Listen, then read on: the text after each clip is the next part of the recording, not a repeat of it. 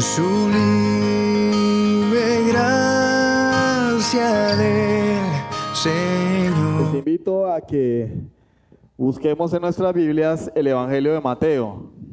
Mateo capítulo 5. Evangelio de Mateo capítulo 5. Vamos a leer los versículos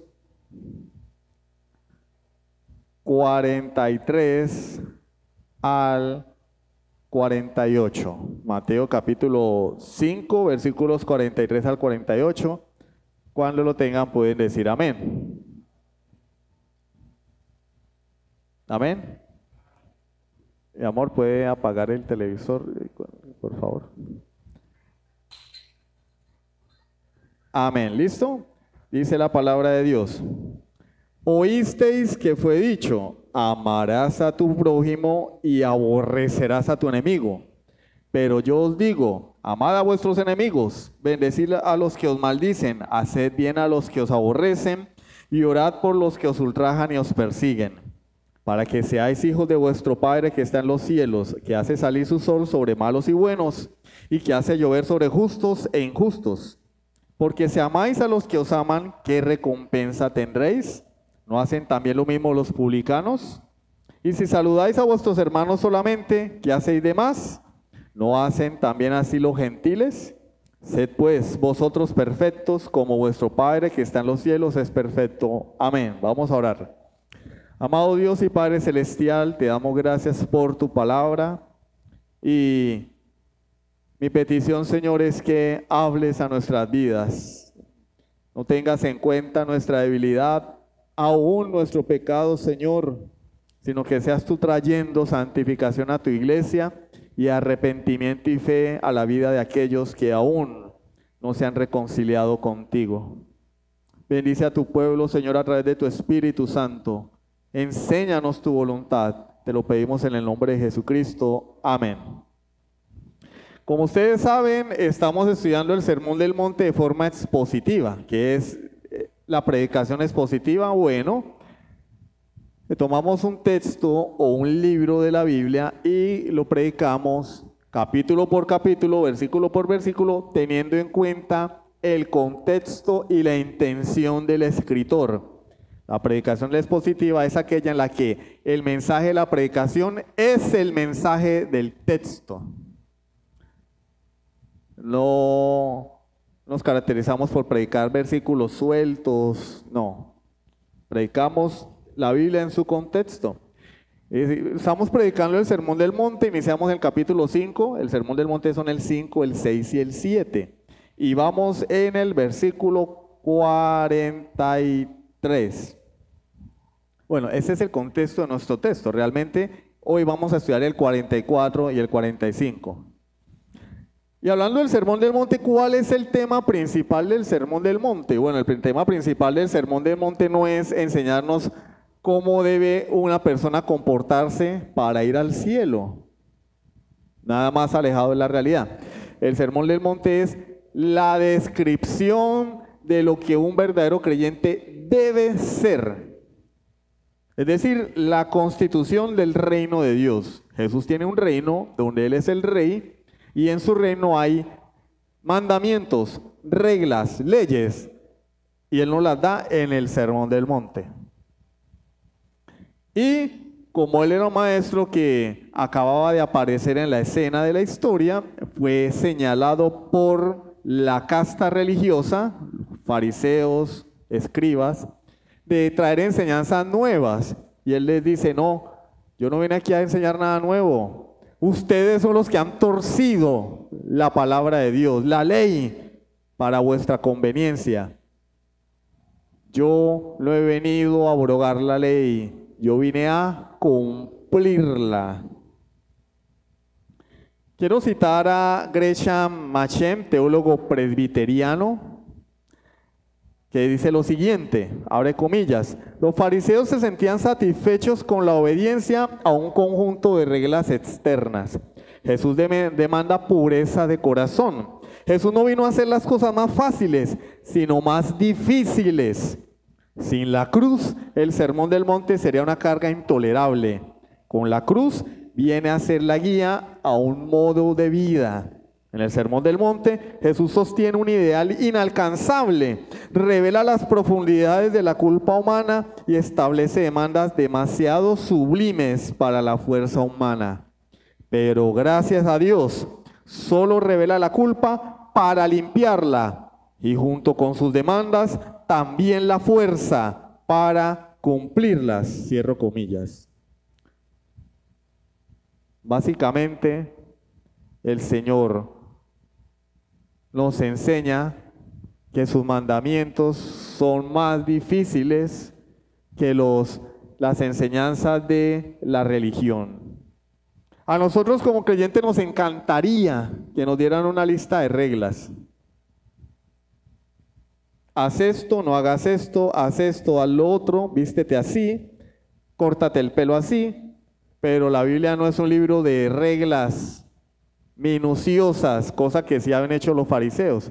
La Biblia es un libro de principios. Y los principios parecieran algo imposible de cumplir, pero Dios nos ha capacitado con la fuerza, con su Santo Espíritu, para obedecerle. Entonces lo que estamos viendo aquí es cómo Jesús contradice las enseñanzas de los escribas y fariseos. Tenemos acá un mandamiento en el versículo 43 donde él dice, oísteis que fue dicho. O sea, a ustedes les enseñaron, a ustedes le dijeron, les enseñaron mal. Amarás a tu prójimo y aborrecerás a tu enemigo. Ellos decían, bueno, la ley de Moisés manda a amar al prójimo, pero no nos dice quién es el prójimo. Entonces mi prójimo es mi hermano, mi familiar, mi vecino, mi paisano. Entonces mi enemigo, ¿quién es? El extranjero. Y como la ley de Moisés no me dice que debo amar a mi enemigo, pues entonces eso quiere decir que lo tengo que odiar. Y debo desearle el mal. Pero efectivamente la ley de Moisés decía que debíamos amar al extranjero. Allí mismo en el libro de Levítico capítulo 19 decía, ama al extranjero. Y ellos habían hecho a un lado este mandamiento para justificar su ¿qué? Su odio y resentimiento contra las demás naciones.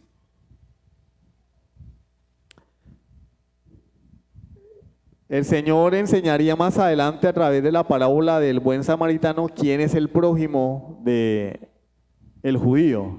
En ese contexto, los judíos y los samaritanos eran enemigos, porque los samaritanos eran israelitas. Recordemos que el reino fue dividido en tiempos de Salomón, por el pecado de Salomón y de su hijo Roboam. Salomón, hijo de David, ¿no? El reino eran 12 tribus. Y como consecuencia de la apostasía de Salomón, Dios decide quitarle 10 tribus y deja 2 tribus al sur, Judá y Benjamín. Y le quita 10 tribus del norte. Estas 10 tribus del norte posteriormente, pues, adoraron ídolos, apostataron contra Dios y Dios los entrega a los asirios y dejaron de ser el pueblo de Dios. Se mezclaron, hubo un mestizaje allí, se paganizaron, por decirlo así. De manera que para el judío de las 2 tribus del sur, que después más adelante en tiempos del Imperio Romano se llamaba la región de Judea, por eso ahora se llaman judíos, no israelitas. Para los judíos, los del antiguo reino del norte, cuya capital era Samaria, eran prácticamente paganos, aunque seguían siendo hermanos porque venían del mismo Israel. Para el judío ellos eran como perros, y por eso cuando ven los discípulos hablando a Jesús con una mujer samaritana se sorprenden. ¿Y tú qué haces hablando con una mujer samaritana? Y el Señor le enseña aquí a los maestros de la ley ¿quién es el verdadero prójimo? Y cuando el hombre judío en la parábola desciende de Jericó a Jerusalén, lo roban, pasa el sacerdote, lo ve, fuchi. Pasa el levita, lo ve, fuchi. Pero pasa el samaritano, el perro, el enemigo. Y dice la Biblia que el samaritano fue movido a misericordia, lo tomó, curó sus heridas, lo montó en su asno y lo llevó a un hotel. Y lo dejó allí al cuidado del anfitrión del hotel. Y le pagó todos los cuidados. Este es el verdadero prójimo. Samaritanos y judíos eran enemigos. Sin embargo, el samaritano se mostró misericordioso para con su enemigo. Y ese es el modelo que el Señor nos presenta. De manera que, según Jesús, nuestro prójimo es cualquier persona que esté en necesidad, sin importar si es amigo o enemigo. Lo que determina quién es mi prójimo no es el parentesco o la cercanía, es su estado de necesidad. A la hora de haber alguien en necesidad, yo no tengo que mirar si es mi amigo o mi enemigo. Lo que el Señor ordena es, ayúdalo, ámalo. Entonces, aquí surge una pregunta: ¿cuál es mi deber hacia mi prójimo? Sea amigo o sea enemigo. ¿Cómo se materializa eso? Bueno, eso es lo que vamos a ver hoy. El título del sermón es Ama a tu enemigo. Y vamos a ver 2 puntos. En primer lugar, ¿qué es el amor? ¿Qué es el amor? Y en segundo lugar, vamos a ver la prueba del amor. La prueba del amor. Y finalmente algunas aplicaciones prácticas. ¿Listo? Entonces vamos por el comienzo. Primer punto, ¿qué es el amor? El amor es una cosa maravillosa. El amor es cuando uno siente cosquillitas en el estómago por la persona amada. Y cuando no se sienten cosquillitas es porque ya se acabó el amor, ¿cierto? Porque nuestro concepto de amor está distorsionado por Hollywood, por las películas. Y en pro del amor, fornican, adulteran. Es que yo la amo, ¡pum!, a la cama. Ah, bastante amor. Y después terminamos y ahora amo a otra, ¡pum!, a la cama. Ah, qué amor, qué bacanería. No, eso no es amor. Vamos a ver qué es el amor. Vamos a ver el aspecto positivo de este mandamiento, porque primero nos dice lo que no debemos hacer. ¿Sí? Lo que no debemos hacer más arriba es no vengarnos, no tomar represalias. Por eso el versículo 38 dice, ojo por ojo, diente por diente. No es un mandamiento para que yo tome represalias y me vengue, no. Ese mandamiento era para las autoridades que impartían justicia. El ciudadano de a pie no tenía derecho a tomar venganza. Es decir, yo tenía que soportar la ofensa de forma negativa. Es decir, yo soporto, no hago nada. Ahora, ¿qué debo yo hacer hacia aquel que me ofende, al que me violenta, al que es mi enemigo, al que desea mi mal? Bueno, ámalo. Pero yo os digo, ama a tu enemigo. ¿Por qué razón? Porque la voluntad de Dios es que seamos como Él. ¿Cómo así que vamos a ser como Dios? Que nos conformemos a su carácter. Miren lo que dice el versículo 48. Sed pues vosotros perfectos. Allí perfecto es completo, no perfecto porque nadie hay perfecto de este lado de la eternidad. Solo Jesús es perfecto. Bueno, la palabra allí no habla de perfección en todo el sentido de la palabra, sino de ser completos, como vuestro Padre que está en los cielos es perfecto. Debemos conformarnos al carácter de Dios. ¿Y cómo es el carácter de Dios? Si vamos a hablar del amor, ¿cómo es el amor de Dios? Bueno, el amor de Dios es que si yo me porto bien, Él me bendice, ¿cierto? Que si yo doy diezmos, ofrendas, Él me bendice. Y si no los doy, entonces cae un rayo del cielo. No. El amor de Dios es lo que se conoce como el amor ágape. Un amor incondicional, un amor puro. Ese es el amor de Dios. Cuando hablamos del amor incondicional, pensamos en el hecho de que yo no he hecho nada para provocar ese amor. Lo más cercano, no estoy diciendo que sea así, lo más cercano a un amor incondicional es el amor de los padres a los hijos. Y eso que no es tan incondicional porque está ligado al parentesco, ¿no? ¿Por qué amo yo a mi hijo? Porque salió de mis entrañas. Pero haciendo a un lado eso, es lo más parecido al amor incondicional. Y el niño se porta mal y el papá lo ama. Y el papá comete sus errores y el día del niño, del día de mañana el niño es un ladrón, malandro, narcotraficante, y el papá y la mamá lo aman. Siguen amándolo y procurando su bien.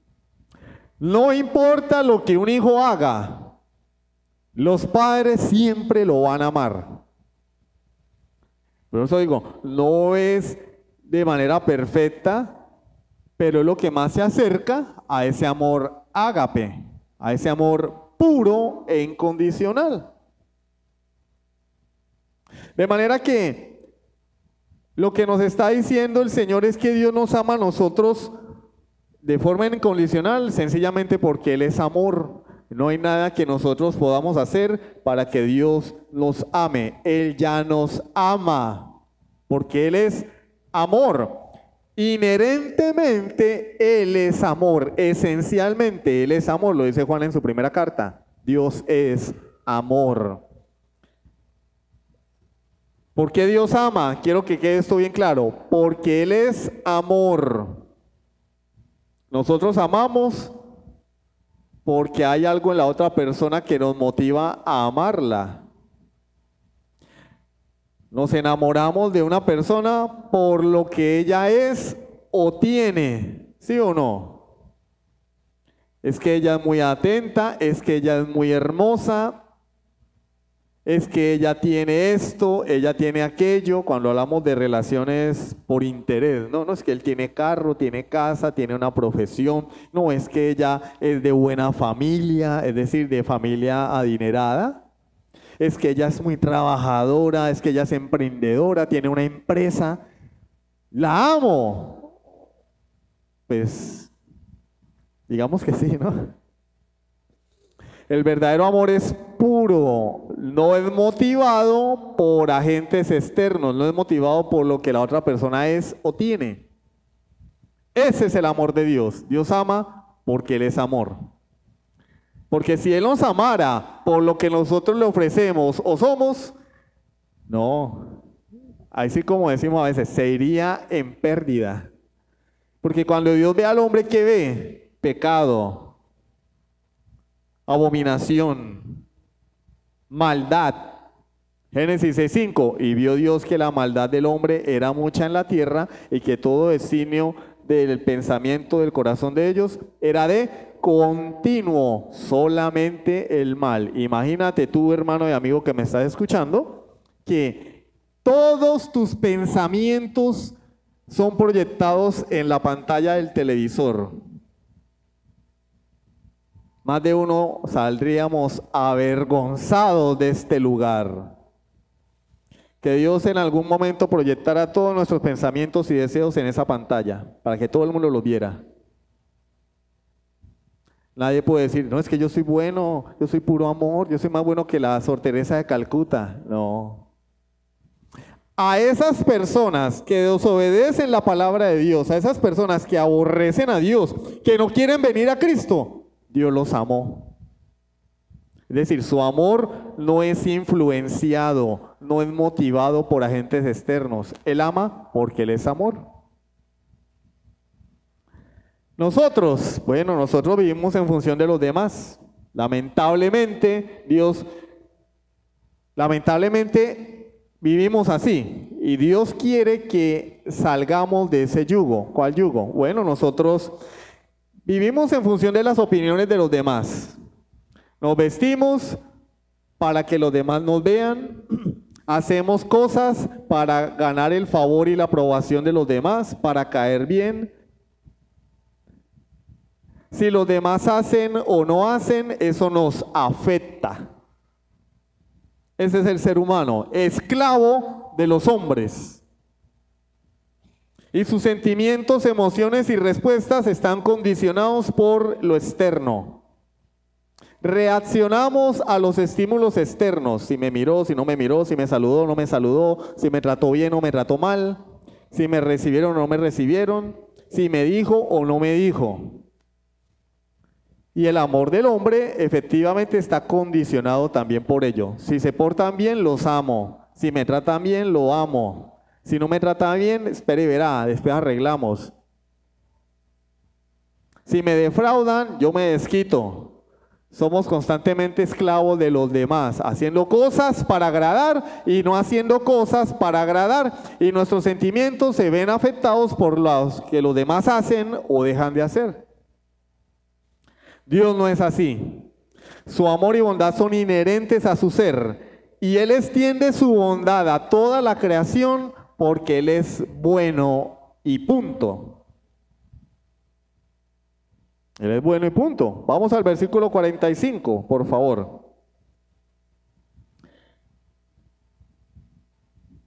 No hemos visto el 44, lo que pasa es que alteré un poco el orden para darle un mayor sentido y de pronto sea más comprensible. ¿Por qué debemos amar? Bueno, dice, para que seáis hijos de vuestro Padre que está en los cielos, que hace salir su sol sobre malos y buenos y que hace llover sobre justos e injustos. ¿Cómo es el amor de Dios? Miren, el creyente, el que tiene a Jesucristo como su Señor, sale a trabajar, ¿sí o no? Que es lo que deberíamos hacer, ¿no? En lugar de estar esperando que el gobierno nos solucione los problemas, tenemos que salir a sudar, a trabajar. ¿Y qué pasa? Hay un dicho que dice, el que trabaja no come paja, ¿sí o no? Pero el incrédulo, el ateo, el de la secta satánica, el mafioso, salen a trabajar ¿y qué pasa? También reciben su salario, también viven. El incrédulo tiene una parcela y la cultiva.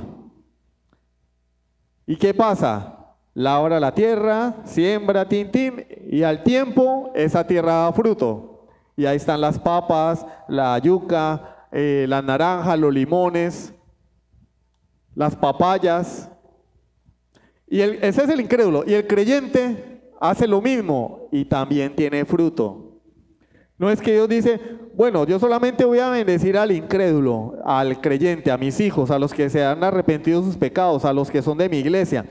Entonces, tú vas a trabajar la tierra y la tierra va a dar fruto. Pero tú que eres de los testigos sin Jehová, tú que eres ateo, no. Te puedes parar de cabeza y sembrar la tierra y echarle fertilizante y no va a dar fruto porque tú eres incrédulo, ¿no?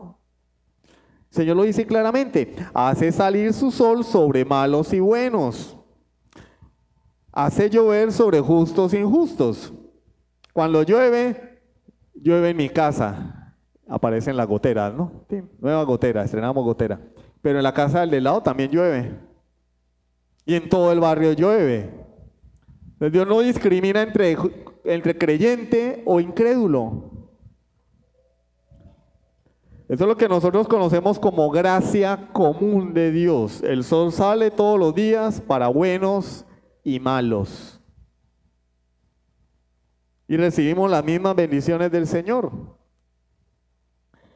Lucas 6:35, por favor. Vamos a Lucas capítulo 6, versículo 35. Dice, amad pues a vuestros enemigos y haced bien y prestad, no esperando de ello nada, y será vuestro galardón grande y seréis hijos del Altísimo. Oído, porque Él es benigno para con los ingratos y malos. Dios es benigno ¿con quién? Con los ingratos y los malos. Querido amigo que estás aquí escuchándome, si tú estás vivo es porque Dios ha sido bueno contigo. Si tú trabajas y comes es porque Dios ha sido bueno contigo.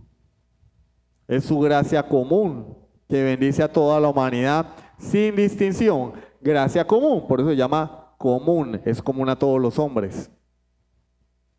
Pero además de eso, Dios muestra su amor salvífico para salvar, valga la redundancia, a pecadores que nada merecen de su parte. No tenemos mérito para ser salvos, la salvación es por gracia, es decir, gratis. Gratis. No tengo que pagar nada por ella. Efesios 2:8, porque por gracia sois salvos por medio de la fe. Y esto no de vosotros. Vosotros no tenéis velas en este entierro. Esto no de vosotros, pues es don. Es un regalo de Dios. ¿Qué dice Juan 3:16? Porque de tal manera amó Dios al mundo que ha dado su Hijo unigénito para que todo aquel que en él cree no se pierda, mas tenga vida eterna. ¿Qué dice? Amó al mundo, pero salva a los que creen, para que todo aquel que en él cree. Dios provee salvación para todo aquel que en él crea sin distinción. ¿Lo merecemos? No. ¿Qué merece el hombre por su pecado? El infierno. El ladrón merece ir a la cárcel. El narcotraficante merece ir a la cárcel. El violador merece ir a la cárcel. El que debe dinero merece pagarlo. Y si no paga, pues debe ser castigado. ¿Qué merece aquel que atenta contra Dios? Que ha ofendido a un Dios infinitamente bueno y santo, un Dios digno de que su creación viva para Él, porque es que nosotros no somos los creadores, nosotros no somos Dios, nosotros no somos lo más lindo, pero Él sí nos hizo, somos hechura suya. ¿Qué merece Él? Que le obedezcamos. Ahora, no le obedecemos, vivimos en rebeldía contra Dios. ¿Qué merece el hombre que vive en rebeldía contra Dios? Un castigo. Romanos 3:23, porque la paga del pecado es muerte, mas la dádiva de Dios es vida eterna en Cristo Jesús, Señor nuestro. 6:23, perdón. Y el 3:23 dice, por cuanto todos pecaron y están destituidos de la gloria de Dios. Entonces el hecho de que Él nos ofrezca salvación solo por creer en Cristo es una gracia, es amor. Dios es bueno. Romanos 5:8. Mas Dios muestra su amor para con nosotros, oído, muestra su amor para con nosotros en que siendo aún pecadores, a pesar de ser pecadores, Cristo murió por nosotros. No tenía por qué hacerlo.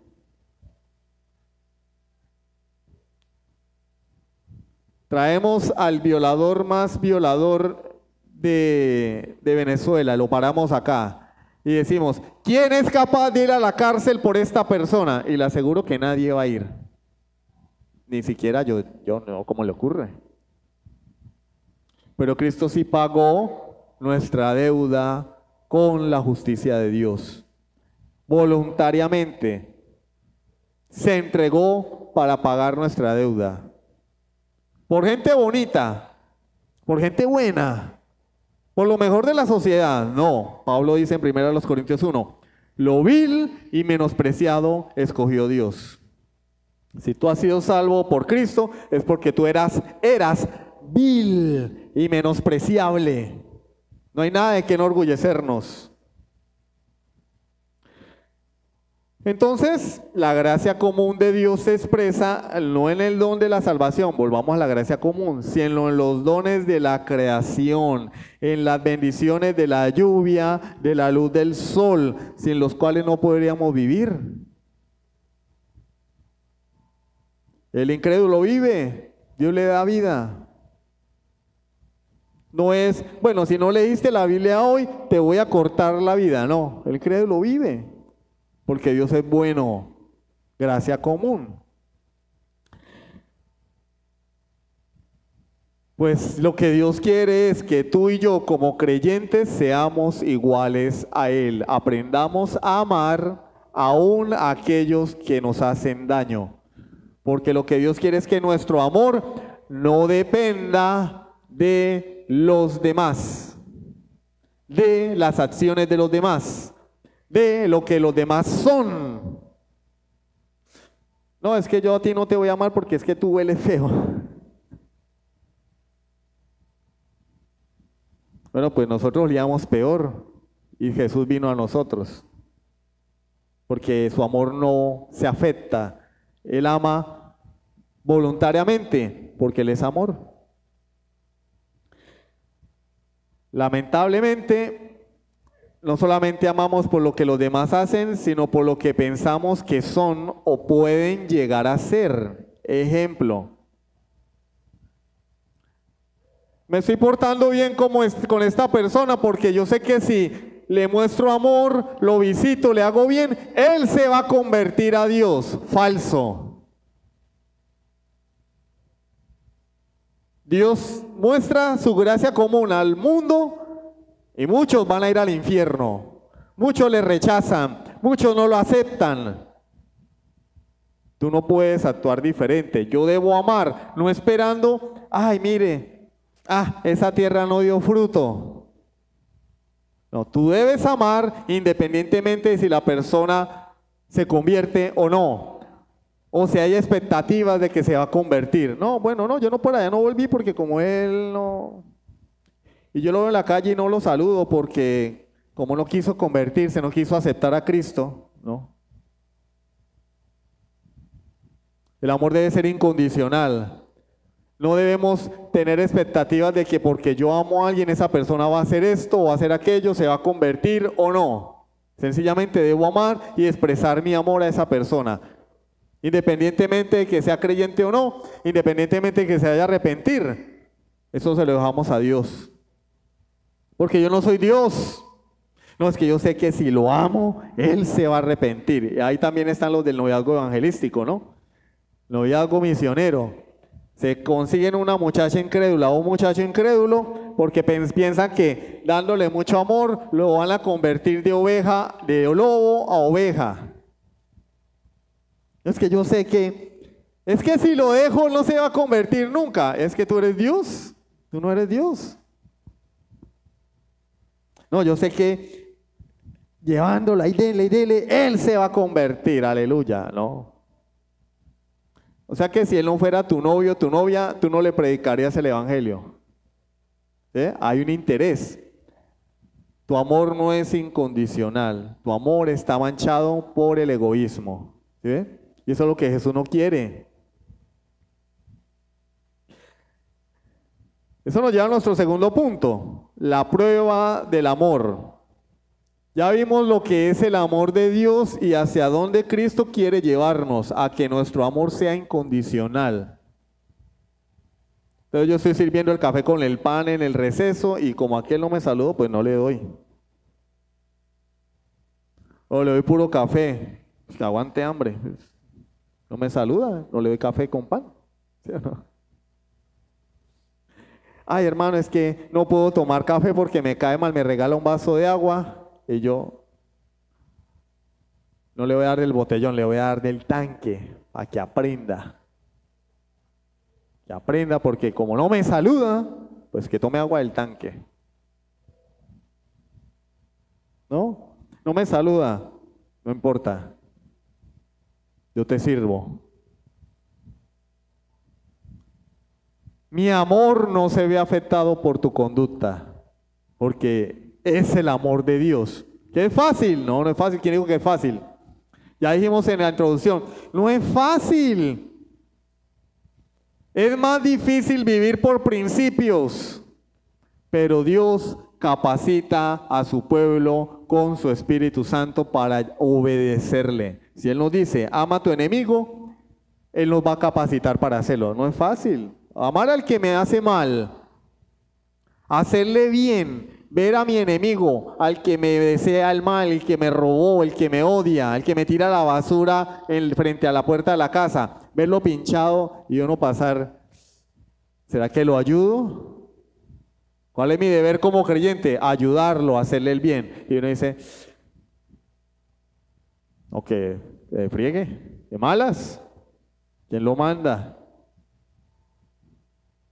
Vamos a ver cuál es la prueba del amor. En primer lugar, amar no significa que el objeto de mi amor deba agradarme. El Señor nos está diciendo aquí, sentid agrado por tu enemigo. O sea, no tiene que caerme bien. Siéntete agradado por tu enemigo. No, ámalo, dice él. Punto. No, pero es que no me cae bien. No, pero es que él no está hablando de eso. Ámalo. No es que ustedes creen que nosotros le caíamos muy bien a Dios. No. Dios nos veía y veía, era pecado, y sin embargo nos extendió su misericordia. Mire lo que dice Primera de Juan 5:3. Primera de Juan 5:3.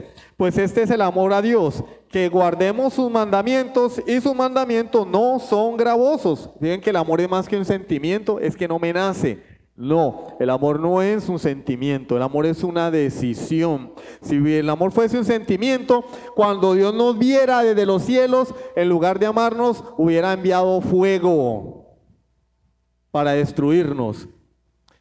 Ustedes ven que cuando Dios ve a la humanidad, siente en su corazón, ay, tan lindos, y es que como un perrito cachorrito bien bonito, ay, qué belleza, me dan ganas de apapacharlo. No, Él ve al hombre y la palabra de Dios dice en el libro de Habacuc, muy limpio eres de ojos para ver el pecado. Dios no puede ni siquiera ver el pecado. Y cuando nos ve, recuerda lo que Él más odia. Y sin embargo, nos amó. Entonces no es que tenga que caerme bien la persona. No es que tenga que ser como yo. No, pero es que no tenemos cosas en común. No, Él nos manda, ámalo. ¿Cómo podemos llevar a cabo esto? Bueno, versículo 44. Vamos a dar un saltito hacia atrás. Versículo 44, Mateo 5:44. Pero yo digo, amad a vuestros enemigos, bendecid a los que os maldicen. Ya hemos hablado mucha teoría. Ahora, ¿cómo va a hacer eso en la práctica? Bueno, debo bendecir a los que me maldicen. Si ellos desean contra mí el mal, la catástrofe, incluso si ellos le piden a Dios que me vaya mal, yo debo vengarme pidiendo que Dios los bendiga. ¿Cuál es mi venganza? Señor, bendícelos. Señor, como Esteban cuando estaba siendo apedreado. Ustedes saben que Esteban fue el primer mártir. Fue apedreado y Esteban dijo, Señor, no les tomes en cuenta este pecado. Adivinen adivinanza. ¿Quién estaba allí cuando Esteban estaba siendo apedreado? Saulo de Tarso. Estaba allí parado contemplando cómo lo apedreaban. Dice la Biblia que ellos ponían sus vestiduras a los pies de un joven llamado Pablo. ¿Y qué sucedió con Pablo? ¿Será que la oración de Esteban quedó sin respuesta? Padre, no les tomes en cuenta este pecado. Y en el capítulo 9 de Hechos vemos cómo Dios llama a Pablo y lo convierte en el más grande predicador que se haya levantado después del Señor Jesucristo. Apóstol a los gentiles. ¿Por qué? Porque Esteban intercedió por él. Padre, no les tomes en cuenta este pecado. ¿Cómo somos nosotros? Uy, carajo, que le caiga un rayo y lo parta. Es que ya quisiera yo poder. Ah, Esteban no fue así. Intercedió por Pablo. Cuando Pablo deseaba el mal contra Esteban, Esteban tomó venganza. ¿Cómo? Pidiéndole a Dios que lo bendijera. Esa es nuestra venganza. En segundo lugar, haced bien a los que os aborrecen. ¿Qué debemos hacer a aquellos que nos odian? Hacer el bien. Entonces ahora de las palabras vamos a la acción. No es solamente decir Dios te bendiga, sino debo ejecutarlo, debo respaldarlo con palabras. Éxodo 23, versículos 4 y 5. Éxodo 23, 4 y 5. Dice Dios en el antiguo pacto, ¿no? En la ley. Si encontrares el buey de tu enemigo o su asno extraviado, vuelve a llevárselo. Si vieres el asno del que te aborrece caído debajo de su carga, ¿le dejarás sin ayuda? Antes bien, le ayudarás a levantarlo. Bueno, pero es que yo no tengo burro, yo no vivo en el campo, eso no se aplica para mí. Bueno, vamos a aplicarlo a nuestra vida cotidiana. Pero sí tenemos gallinas. Se le salió la gallina al vecino de 2 casas y me tiene una rabia, como se dice vulgarmente, una tirria. Ese hombre no me puede ni ver.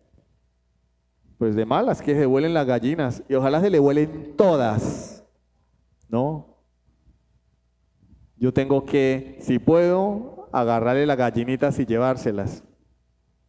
En la vida práctica, sé que hay la persona que está pasando por una necesidad económica, necesidad, es decir, alimento, techo y vestido, necesidad. Porque hay personas que nosotros pensamos que necesidad es, quiero comprarme un carro nuevo. Eso no es necesidad, a no ser que sea taxista, ¿no? Y necesite comprar un carro para trabajar. Pero eso no es necesidad. O que quiero irme de vacaciones, eso no es necesidad. Necesidad es comida, salud, techo y vestido. Y yo sé que mi enemigo, una persona que me odia, que me ha hecho daño, está pasando por una necesidad. ¿Lo voy a dejar así? Tengo con qué ayudarlo. Puedo ayudarlo. Y dice el Señor, ¿le dejarás sin ayuda? Antes bien le ayudarás. Hermano, yo puedo suplir esa necesidad. No que estoy diciendo que tengamos que ser amigos ni super amiguis, pero yo le voy a ayudar. Le mando con otra persona, si no lo quiero ver, le mando el mercado, dinero, como sea, me aseguro que él reciba mi ayuda, porque es lo que Dios manda. Se está verdaderamente necesitado, porque hay unos que piden para trago, es que tengo una necesidad, es que no tengo con qué hacer hallacas en Navidad. Eso no es una necesidad. Nadie se ha muerto por no hacer hallacas en diciembre o por no estrenar. Estamos hablando de necesidades básicas.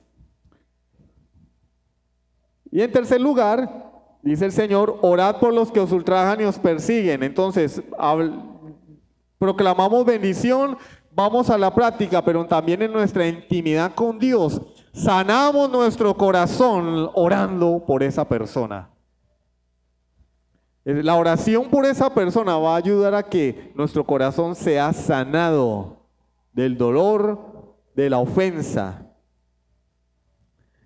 Dietrich Bonhoeffer, pastor y teólogo alemán, pastor durante la Segunda Guerra Mundial, dice: en la oración nos ponemos al lado del enemigo, estamos con él, junto a él, en favor de él, delante de Dios.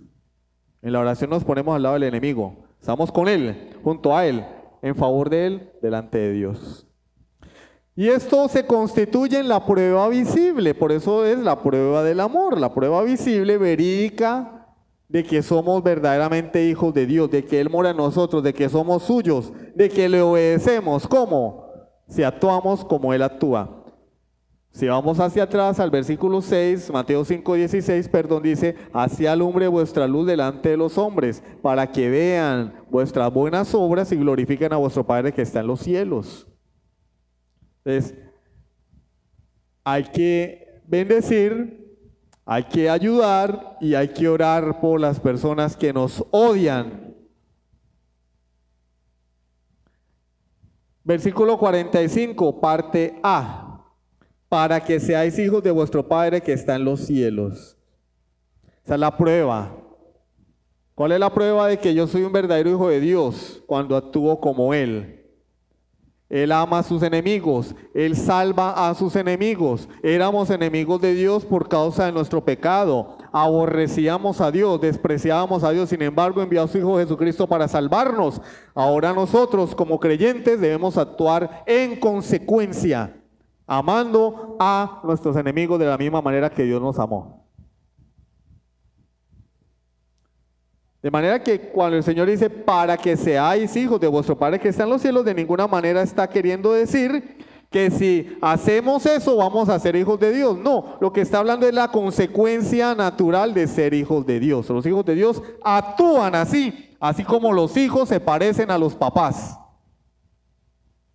Entonces ustedes padres ven a su hijo y dicen: no, mire, la misma cara del papá, la misma cara de la mamá, los mismos gestos. Mire, este salió rabioso como el papá, el mismo genio, los ojos del papá, el pelo de la mamá, el caminado, las expresiones, las muecas. Nosotros tenemos que parecernos a nuestro Padre que está en los cielos en el caminar, en las muecas, en el genio, en los gestos. en el carácter de nuestro Padre que está en los cielos, que es el carácter de Cristo. Ama incondicionalmente. Y solo así demostraremos realmente si somos hijos de Dios. Por eso Jesús a sus discípulos les dijo: en esto conocerán todos que sois mis discípulos, en que os améis los unos a los otros. Pero vuelvo y les digo, el amor no es, ay, tan lindo, porque acá todos nos amamos, ¿no? El domingo, en la mañana, todos somos puro amor. Hermano, Dios le bendiga, aleluya, el abracito y el beso en la mejilla, y qué, todo bonito. Y cuando salimos a la calle, ¿qué? Cuando estamos en casa, ¿qué?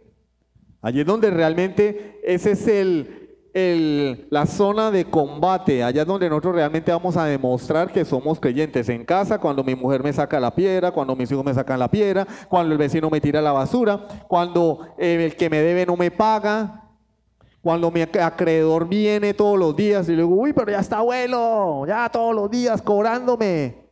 Ah, pero es que usted me debe plata. ¿Qué? No le pago. ¿Y qué? ¿Qué va a hacer? ¿Qué va a hacer? Píntela que yo se la coloreo. Ay, qué. Claro, mucho Cristo. Ahí está Cristo. Ahí está. Es ahí cuando debemos mostrar realmente el carácter de Cristo. Es ahí.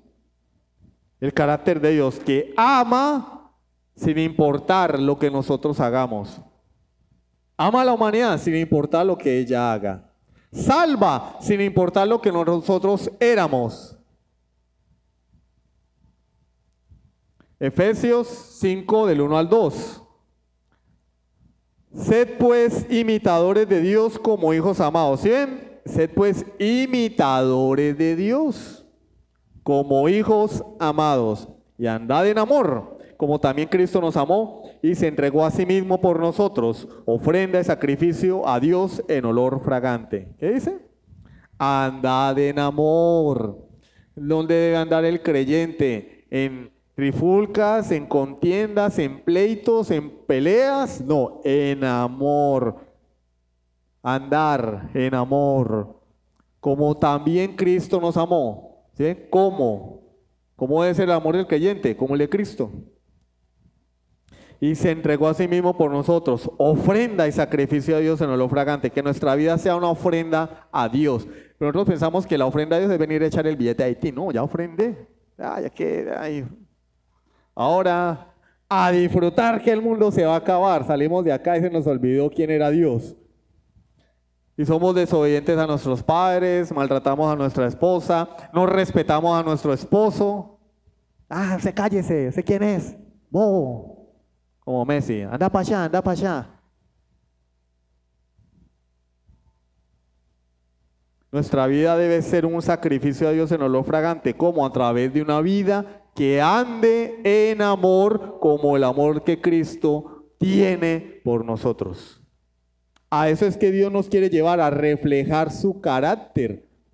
Por eso nos llamamos cristianos. Nuestro modelo es Cristo y nosotros ¿qué somos? Cristo chiquitos, imitadores de Cristo. Por eso Pablo dice, sed imitadores de Dios como hijos amados. Aplicaciones, tercer punto.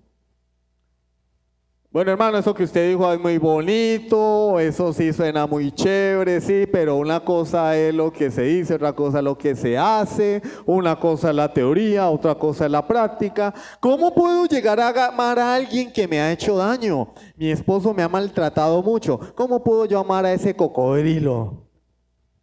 Mi esposa me pega. ¿Yo cómo puedo amar a esa señora? No le puede ni hablar. Le dicen patico, pantera, tigre, cocodrilo. Esa señora escupe en el piso y quiebra las baldosas. ¿Cómo puedo amar yo a una señora así? Bueno, en primer lugar, si eres creyente, si eres hijo de Dios, si has venido arrepentido a Cristo, debes entender que Dios te ha capacitado para esto. Porque Dios vive en ti. Por medio de su Espíritu Santo. Eres una nueva criatura. Tienes la naturaleza de Dios en ti. Por lo tanto, Él no te va a pedir nada que no te haya capacitado para hacer. Si Dios te pide, ama a tu enemigo, es porque Él por su gracia te ha capacitado. Y si no lo haces es porque eres negligente, perezoso. ¿Sabes que Dios te ha perdonado mucho? El creyente sabe que Dios no lo salvó porque lo mereciera. El creyente sabe que Dios lo ha perdonado de muchas maldades, de mucho pecado. Sabe que su deuda era impagable con Dios. Por lo tanto, es capaz de perdonar al otro. El que no perdona no ha conocido el perdón de Dios. No, pero es que me fue infiel, él me puso los cachos, no lo puedo perdonar. No eres creyente y viceversa. Es que ella me fue infiel, ella me pegaba, no puedo perdonar eso. ¿Ya han escuchado eso de que te perdone Dios? Porque yo no, eso no tiene perdón ni de Dios. Todo pecado tiene perdón para Dios. No hay pecado que la sangre de Cristo no pueda quitar de en medio. Juan, cuando ve a Jesucristo en el capítulo 1 de su evangelio, entrando en escena, capítulo 1, versículo 29, dice: he aquí el Cordero de Dios que quita el pecado del mundo. Él lo dijo, bueno, él quita todos los pecados menos el maltrato familiar. No, eso no lo quita. Él quita todos los pecados menos el fraude. A los malas pagas, no. No, él dice, quita el pecado del mundo. Entonces, aquel que ha experimentado el perdón de sus pecados, sabe lo que es el perdón y está dispuesto a perdonar. Debes desprenderte de ti mismo y de los demás. Si eres verdadero creyente, eres pobre en espíritu. Bienaventurados los pobres en espíritu, dice capítulo 5.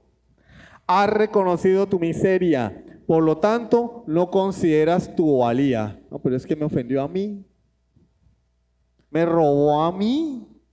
Ustedes no saben quién soy yo. Yo soy una princesa del Señor. Yo soy un príncipe del Señor.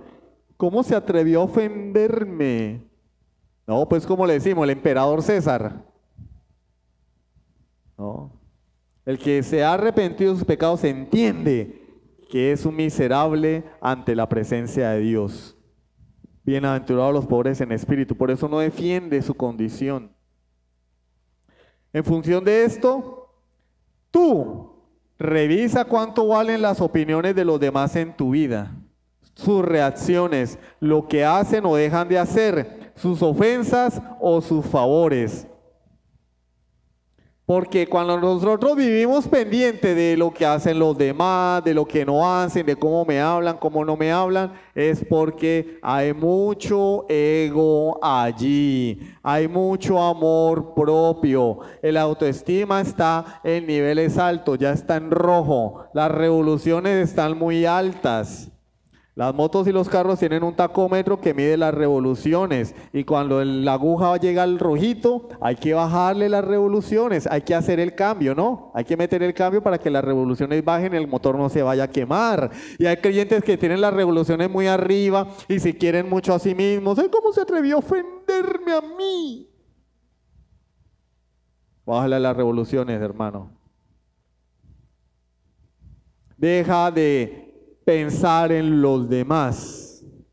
Deja de hacer cosas para impresionar a los demás. Deja de vivir del que dirán. Es que si lo hago, entonces no me van a querer. O si lo hago, sí me van a querer. ¿Y por qué me tratan así?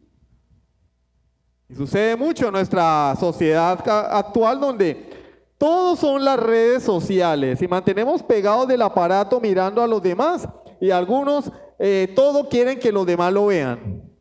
Entonces van al baño y se toman una foto y la publican. Ay, pero nadie le ha dado me gusta y se deprimen si nadie les da me gusta. Es que a la gente ¿qué le importa? Vivamos nuestra vida, obedezcamos a Dios, hagamos las cosas sin esperar nada de afuera, amemos incondicionalmente. Eso es lo que Dios quiere, que nos quitemos la esclavitud de los hombres.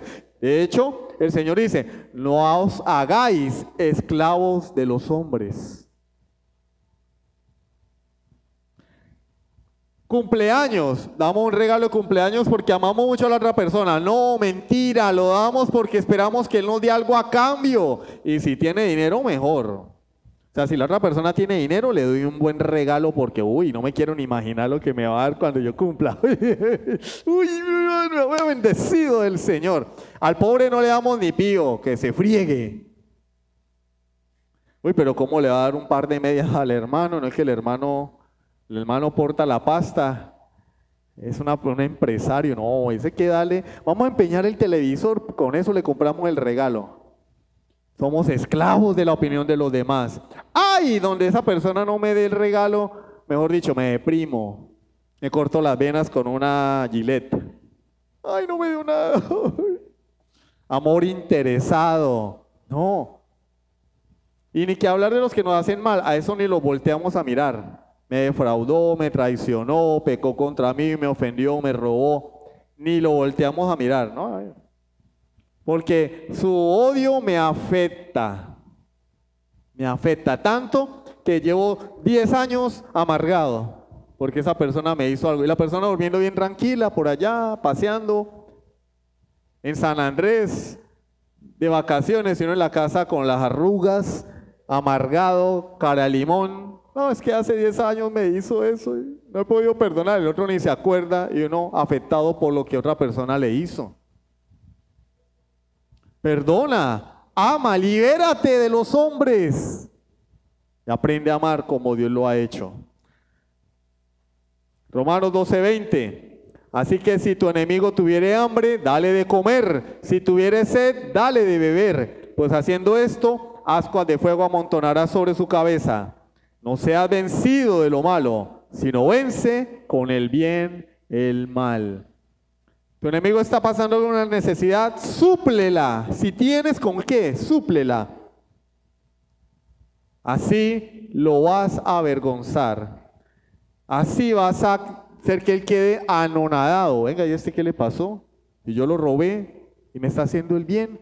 Venga, ¿usted es que está enfermo? ¿Qué? No, yo no estoy enfermo. Cristo ha cambiado mi vida. Cristo vive en mí. Por eso yo te amo, aunque tú seas mi enemigo. ¿Cuántas personas no se han convertido a Dios a través de esa predicación? Predica con tu vida, predica con el amor de Dios. Es muy fácil salir a la calle y aventar tratados a toda parte y chao el amigo. O predica con tu vida. Les quiero relatar la historia de Dirk Willems. Cuando tenía menos de 20 años rechazó la costumbre de bautizar bebés. Esto fue en el tiempo cuando hubo la persecución en el siglo XVI. Todos estos movimientos anabaptistas, el movimiento puritano. Y este hombre era anabaptista, o sea, rebautizador. Él rechazó la costumbre, la tradición católica de bautizar niños. Y cuando fueron descubiertos los anabaptistas, las autoridades persiguieron a muchos, algunos fueron apresados, entre ellos él. Y como los anabaptistas eran pacifistas, pues no hacían nada. Ese hombre se dejó capturar, pero cuando se presentó la ocasión, se escapó. Se escapó de la cárcel.